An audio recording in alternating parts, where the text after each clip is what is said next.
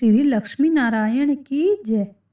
आप सबका भारत अनंतवेद चैनल पर मैं हार्दिक स्वागत करती हूँ। वैशाख मास के महात्म की पिछली वीडियो में हमने अध्याय 4 के बारे में सुना, जहाँ हमने महर्षि वशिष्ठ के उपदेश से राजा कीर्तिमान के बारे में जानकारी प्राप्त की थी।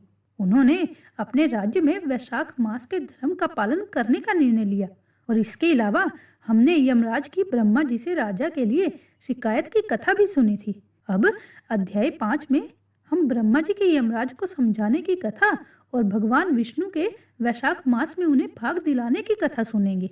भविष्य में भी मैं हर कथा और हर व्रत विधि को समय समय पर आपके लिए लाती रहूंगी, जिससे आपको ये दुविधा कभी नहीं सताएगी कि हे प्रभु, कहीं मैं अपने कामों में भविष्य में आने वाली व्रत तिथि और कथा भूल ना जाऊं। बस आपको क्या करना है, आपको इस चैनल को सब्सक्राइब करना है ताकि आपको इस परेशानी के बारे में भविष्य में कभी ना सोचना पड़े। तो चलिए वैशाख महात्म्य आरंभ करते हैं। यमराज की बातें सुनकर ब्रह्मा जी ने कहा, यमराज, तुमने क्या आश्चर्य देखा है? क्यों तुम्हें खेद हो रहा है? भगवान गोविंद को एक बार भी प्रणाम कर लिया जाए तो वह 100 अश्वमेध यज्ञों के स्नान के समान होता है। यज्ञ करने वाला तो पुनः इस संसार में जन्म लेता है, परंतु भगवान को किया हुआ प्रणाम पुनर्जन्म का हेतु नहीं बनता, मुक्ति की प्राप्ति करा देता है।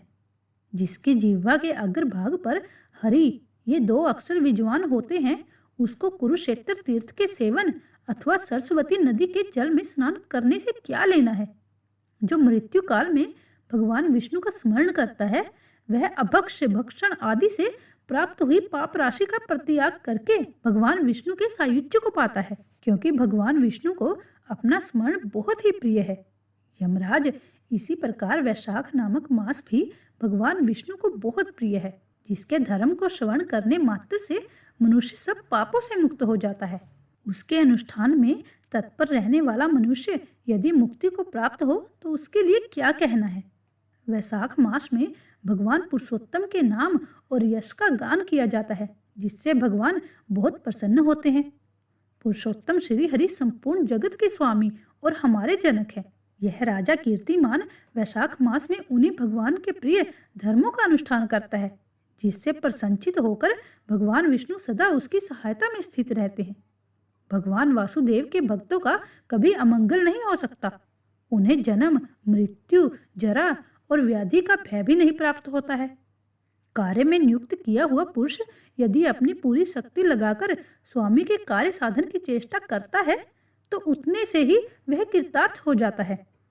यदि शक्ति के बाहर का कार्य उपस्थित हो जाए तो स्वामी को उसकी सूचना दे दे। उतना कर देने से वह उत्तीर्ण हो जाता है और सुख का भागी होता है। जिसने उस प्रयोजन को स्वामी से निवेदन कर दिया है, उसके ऊपर ना तो कोई ऋण है और ना ही पातक ही लगता है। अपने कर्तव्य पालन के लिए पूरा यत्न कर लेने पर प्राणी का कोई अपराध नहीं रहता। यह कार्य तुम्हारे लिए असंभव है, अतः इसके विषय में तुम्हें शोक नहीं करना चाहिए। ब्रह्मा जी के ऐसा कहने पर यमराज ने 3 वाणी में कहा, तात, मैंने आपके चरणों की सेवा से सब कुछ पा लिया। तब ब्रह्मा जी ने पुनः समझाते हुए कहा कि हे धर्मराज, राजा कीर्तिमान विष्णु धर्म के पालन में तत्पर हैं। चलो हम लोग भगवान विष्णु के समीप चले और उन्हें सब बात बताकर उनके कथानुसार कार्य किया जाएगा। वे ही इस जगत के कर्ता, धर्म के रक्षक और नियामक हैं। इस प्रकार यमराज को आश्वासन देकर ब्रह्मा जी उनके साथ श्री सागर के तट पर गए। वहां उन्होंने सच्चिदानंद स्वरूप गुणातीत परमेश्वर विष्णु का सत्वन किया। ब्रह्मा जी की स्तुति से संतुष्ट होकर भगवान विष्णु वहां प्रकट हो गए। यमराज और ब्रह्मा जी ने तुरंत ही उनके चरणों में मस्तक झुका दिया। तब भगवान महाविष्णु ने मेघ के समान गंभीर वाणी में उन दोनों से कहा, तुम लोग यहाँ क्यों आए हो? ब्रह्मा जी ने तब कहा, प्रभु, आपके श्रेष्ठ भक्त राजा कीर्तिमान के शासन काल में सब मनुष्य वैशाख धर्म के पालन में संलग्न हो आपके अविनाशी पद को प्राप्त हो रहे हैं। इससे यमपुरी सूनी हो गई है। उनके ऐसे कहने पर भगवान विष्णु हंसते हुए बोले, मैं लक्ष्मी को त्याग दूंगा। मैं प्राण, शरीर, श्रीवत्स, कौस्तुभ मणि, वैजयंती माला, श्वेत दीप, वैकुंठ धाम, श्री सागर, शेषनाग तथा गरुड़ जी को भी छोड़ दूंगा। परंतु अपने भक्त का त्याग नहीं कर सकूंगा। जिन्होंने मेरे लिए सब भोगों का त्याग करके अपने जीवन तक को मुझे सौंप दिया है, जो मुझ में मन लगाकर मेरे स्वरूप हो गए हैं, उन महाभाग भक्तों को मैं कैसे त्याग सकता हूँ। राजा कीर्तिमान को इस पृथ्वी पर मैंने 10,000 वर्षों की आयु दी है। उसमें से 8,000 वर्ष तो बीत गए हैं। शेष आयु और बीत जाने पर उसे मेरा सायुज्य प्राप्त होगा। उसके बाद पृथ्वी पर बेन नामक दुष्टात्मा राजा होगा, जो संपूर्ण वेदोक्त महाधर्मों को लोप कर देगा।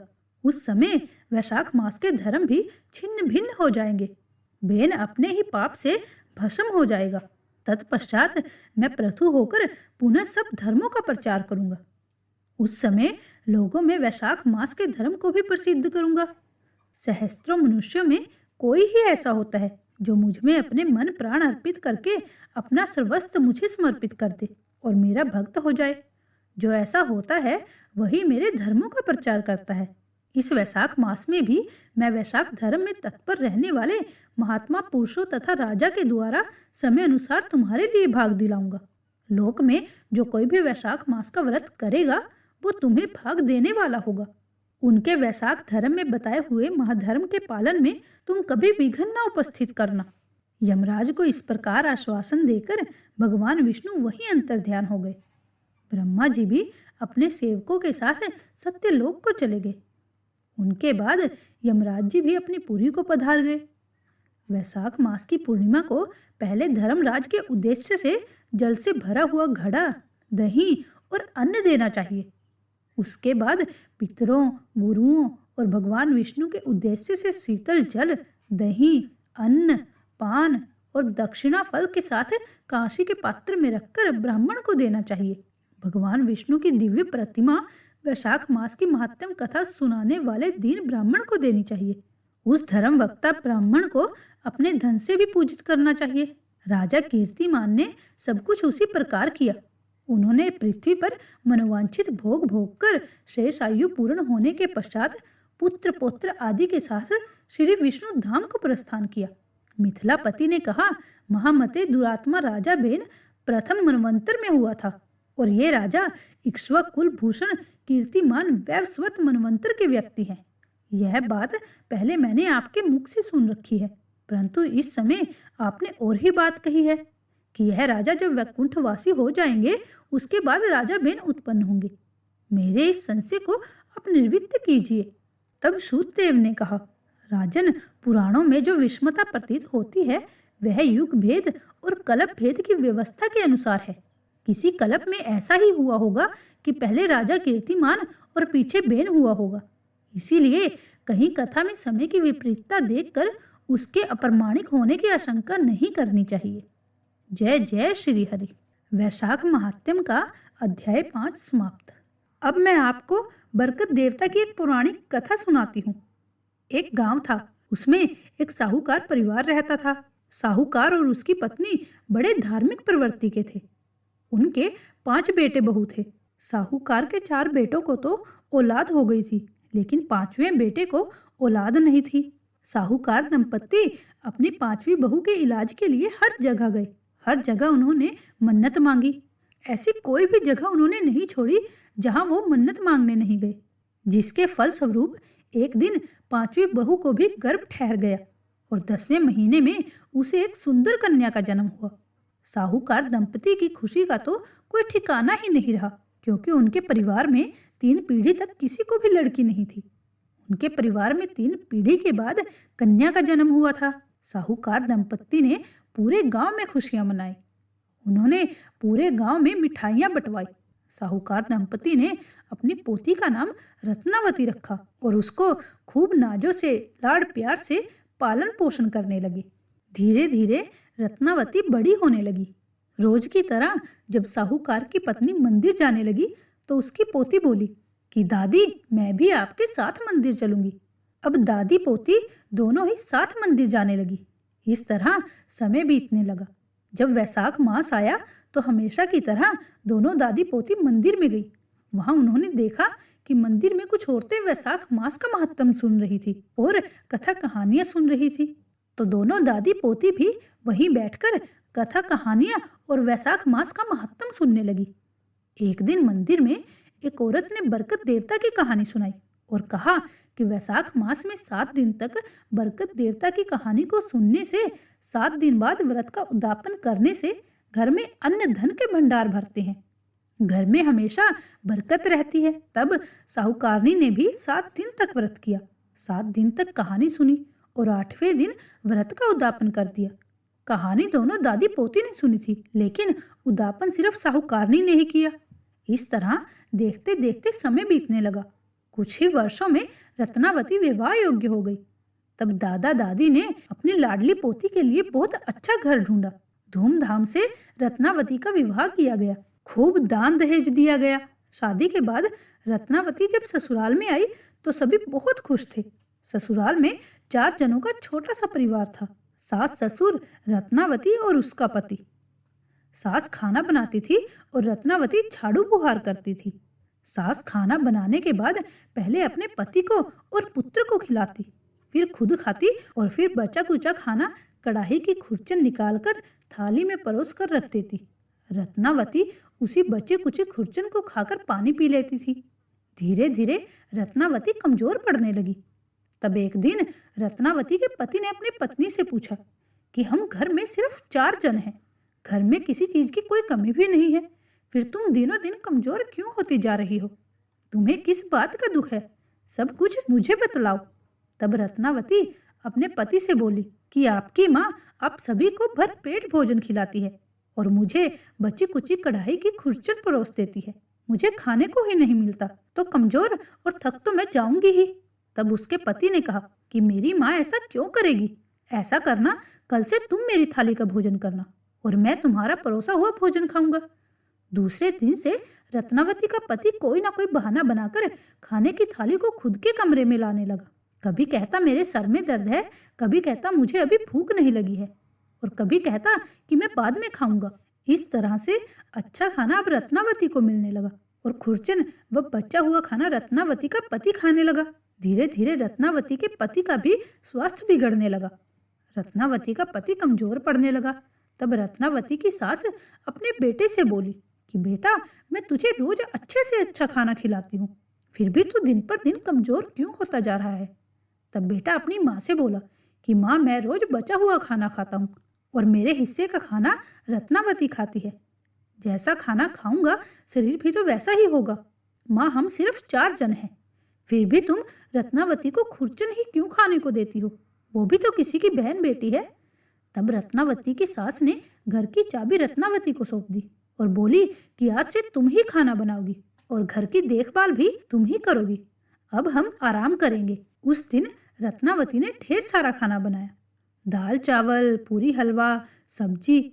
फिर उसने सबसे पहले सास ससुर को खाना खिलाया, फिर पति को खिलाया। सबके भोजन कर लेने के बाद जब रत्नावती भोजन करने के लिए बैठी तो सब साफ मिला। उसे खुरचन भी नसीब नहीं हुई। उसे उस दिन भूखा ही सोना पड़ा। दूसरे दिन उसने पहले दिन से ज्यादा भोजन बनाया, लेकिन फिर उसके लिए कुछ नहीं बचा। रत्नावती मन ही मन सोचती थी कि जब सास भोजन बनाती थी तो उसे खुरचन तो खाने को मिलती थी, अब जब वो खुद ही भोजन बना रही है तो उसको खुरचन भी नहीं मिल रही है। जब भी वो खाना खाने बैठती है तो उसके लिए कुछ भी नहीं बचता है। धीरे धीरे रत्नावती फिर से सूखने लगी, उसके स्वास्थ्य फिर से गिरने लगा था। तब एक दिन रत्नावती के पति ने अपनी पत्नी से कहा कि अब तो तुम खुद ही भोजन बना रही हो, तुम फिर भी कमजोर हो रही हो।